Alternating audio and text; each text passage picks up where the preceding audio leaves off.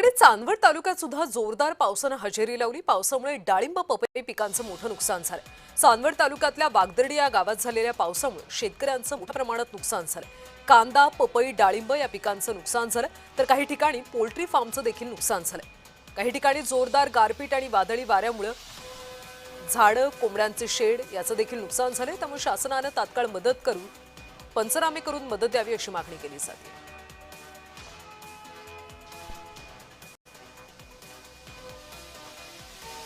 गेल्या 2 दिवसापासून नाशिकच्या मनमाड असो, चांदवड असो आदी परिसरामध्ये पपई बाग असो किंवा डाळिंब बाग असो याचा मोठ्या प्रमाणावर वादळी वाऱ्याने नुकसान केलं असून आज आपण चांदवड तालुक्यातील वागदर्डी या गावात आलो असून या ठिकाणी हजारो हेक्टरवर जे पपई पीक लागलं होतं त्याचं मोठ्या प्रमाणात नुकसान झालं। आपल्याशी बोलण्यासाठी काही शेतकरी आपण त्यांच्याकडून जाणून घेऊ। दादा काय सांगाल, हे जे पपईचे जे पीक तुमचं काल जे वादळ किती नुकसान झालं? काल शनिवार संध्याकाळी 6-6:30च्या दरम्यान अचानक पूर्वेच्या बाजूने वादळ आलं। पूर्वेच्या बाजूने वादळ आल्यानंतर इतकं भयानक वादळ होतं। पूर्वेच्या बाजूने आलं, मग परत थोडं थांबलं, परत इकडून दक्षिणेच्या बाजूने आलं, दक्षिणेची बाजू झाली, नंतर परत आणखीन पश्चिमेच्या बाजूनं, म्हणजे वादळ हे जवळपास 1 ते 1.5 तास चालू होतं।